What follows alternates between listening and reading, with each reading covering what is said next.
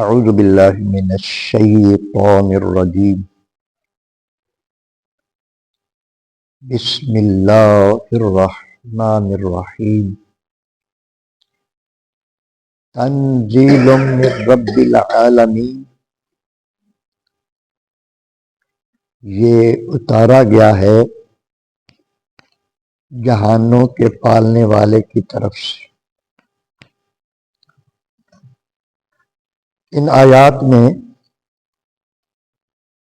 قرآن مجید کی تعریف ہو رہی ہے کہ یہ عظمت والی کتاب ہے اور یہ محفوظ ہے۔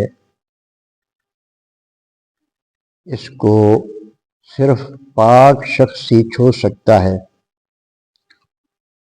اس کے بعد یہ ارشاد فرمایا کہ یہ نازل کی گئی ہے پروردگار کی طرف سے جو جہانوں کو پالنے والا ہے۔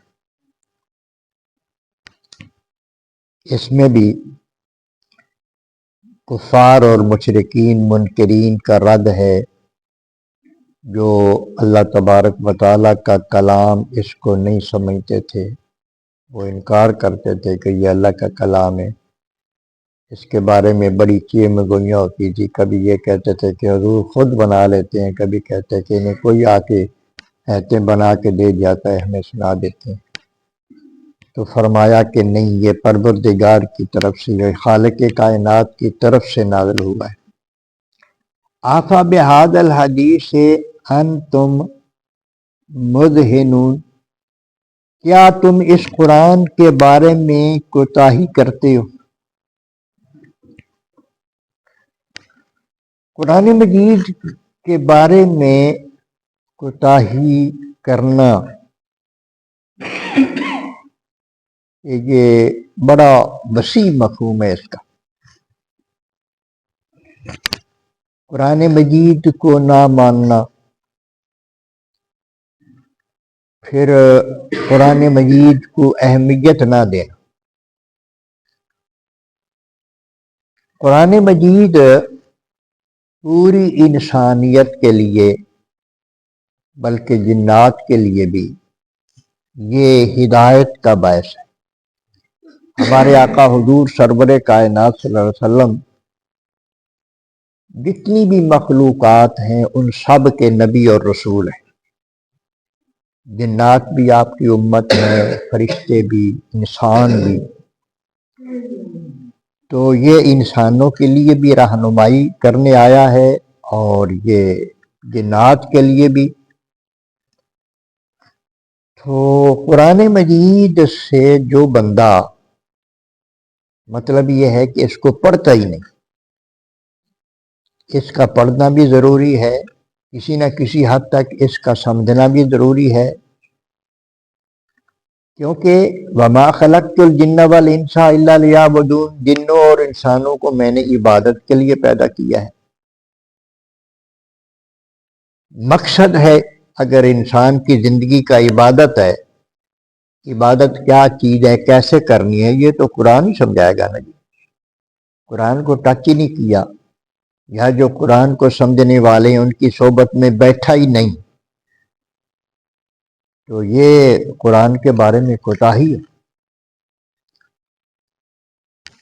قرآن مجید کی تلاوت بھی ضروری ہے، اس کے جو احکامات ہیں ان کو سمجھنا بھی ضروری ہے، اس کے مطابق پھر اللہ کی عبادت کرنا بھی ضروری ہے۔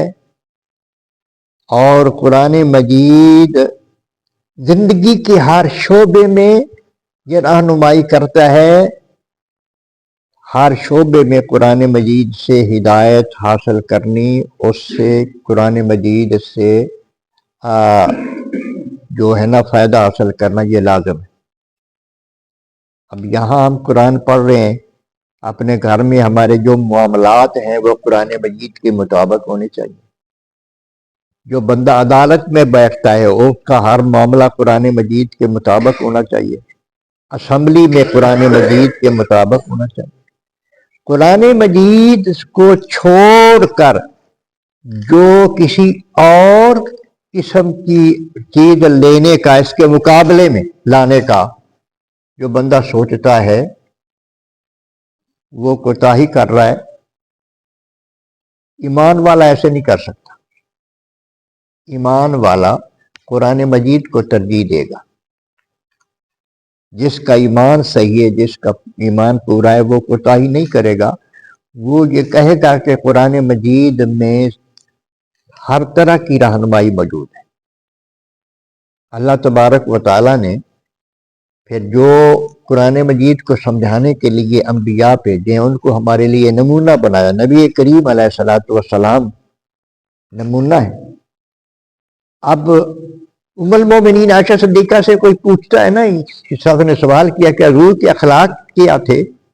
وہ فرماتی ہیں وَكَانَ خُلُقُهُ القرآن، سارا قرآن حضور کا خلق ہی تھا۔ یعنی جو کچھ قرآن میں ہے، حضور کا ہر عمل حرکت قرآن کے مطابق۔ جب نبی کی ہر حرکت قرآن کے مطابق ہو تو امتی کی کیوں نہ ہو؟ امتی کے لیے نمونہ نبی کریم علیہ الصلوۃ والسلام۔ یہ جو لفظ کوتاہی ہے نا کہ تم کوتاہی کرتے ہو، یہ صرف کافر ہی نہیں کرتے تھے، آج کا مسلمان بھی ڈوبا پڑا ہے۔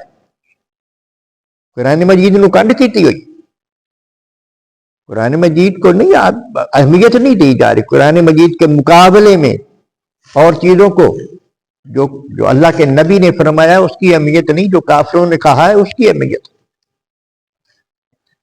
تو اس سے بندے کو بچنا چاہیے۔ وَتَجْعَلُونَ رِزْقَكُمْ أَنَّكُمْ تُكَذِّبُونَ،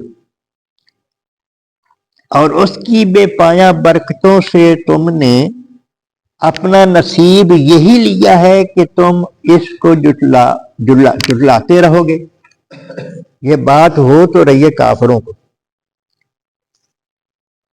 وَتَجْعَلُونَ رِزْقَكُمْ، تم نے بنا لیا ہے اس کے بارے میں اپنا نصیب۔ یہ لفظ رزق آیا ہے، رزق کے بہت سارے معنی۔ قرآن مجید بڑی فصاحت و بلاغت والا کلام ہے، اللہ پاک کا کلام ہے۔ ایک ایک لفظ کے اتنے اتنے معنی۔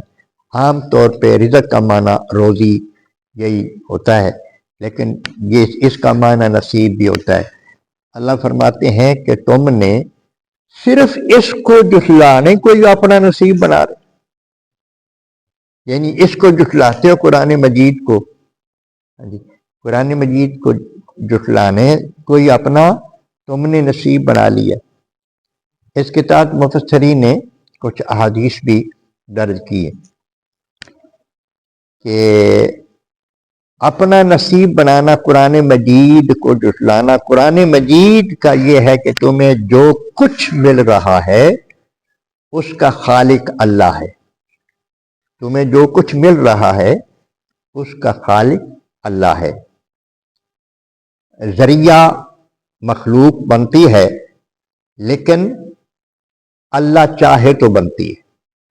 انسان کو اللہ نے پیدا کیا ہے، ماں باپ ذریعہ بنے، لیکن ہر چیز کو منسوب اللہ تبارک و تعالیٰ کی طرف کرنا ہے۔ ہر چیز جو اللہ کی شان کے مطابق۔ جو ہم گناہ کرتے ہیں وہ اللہ کی طرف سے نہیں ہوتے۔ ثواب کا خالق بھی اللہ ہے، گناہ کا خالق بھی اللہ ہے۔ بندہ کاسب ہے، لیکن گناہ کو اللہ کی طرف سے منسوب نہیں کر سکتے کہ یہ گناہ بھی اللہ کے نہیں، یہ گناہ ہماری اپنے نفس کی شامت ہے۔ اسی طرح نبی کریم علیہ الصلوۃ والسلام تشریف لائے صلح حدیبیہ کے وہ میدان میں ابھی تھے۔ حدیث پاک میں آتا ہے کہ رات کو بارش ہو گئی، تو نبی کریم علیہ الصلوۃ والسلام نے صبح کی نماز پڑھائی اور صحابہ کی طرف چہرہ مبارک کر کے بیٹھ گئے تو ارشاد فرمایا تمہیں پتہ ہے تمہارے رب نے آج رات کو کیا کہا ہے؟ صحابہ نے کہا کہ ان کا تقیہ کلام تھا کہ اللہ و رسولہ اعلم، اللہ اور اللہ کا رسول بہتر جانتے ہیں، خوب جانتے ہیں۔ یہ ان صحابہ کرام کی عادت اتنی پکی تھی کہ حج کے موقع پر مینا کے اندر یا عرفات کے اندر نبی کریم علیہ السلام موجود ہیں، تو صحابہ کو آپ پوچھتے ہیں کہ یہ کون سا مہینہ ہے؟ ہر صحابی جانتا تھا کہ ذی الحج کا مہینہ حج کر رہے ہیں. تو انہوں نے جواب دیا اللہ و رسولہ عالم، نہیں جواب دیا کہ یہ حج کا مہینہ. ارشاد فرمایا یہ کون سا شہر ہے؟ ہر بندہ جانتا تھا کہ یہ شہر مکہ ہے. اللہ و رسولہ عالم، اور وہ ڈرتے تھے کہ ایسا نہ ہو کہ حقیقت تو وہی ہے جو حضور کی زبان سے نکل جائے. ہم اس کو حج کا مہینہ کہہ دیں تو حضور کچھ اور کہہ دیں تو وہ ہوگا تو وہ، اس لیے اللہ اور اللہ کا رسول ہی بہتر جانے کہ حضور آپ کیا چاہتے ہیں. تو اس طرح یعنی جو اللہ اور اللہ کا رسول فرما دے اس طرح اس کو حق سمجھنا چاہیے، اور اس کے مقابلے میں کوئی چیز حق نہیں ہو سکتی. اب نبی کریم علیہ السلام نے ارشاد فرمایا تمہیں پتہ ہے تمہارے اللہ نے، تمہارے رب نے آج رات کیا کہا؟ یا رسول اللہ آپ جانے، اللہ بہتر جانے. تو نبی کریم علیہ السلام نے ارشاد فرمایا کہ اللہ فرماتا ہے کہ آج رات بارش ہو گئی ہے، صبح اس کی وجہ سے کئی لوگ مومن ہوں گے اور کئی لوگ کافر ہوں گے. یا رسول اللہ وہ کیسے؟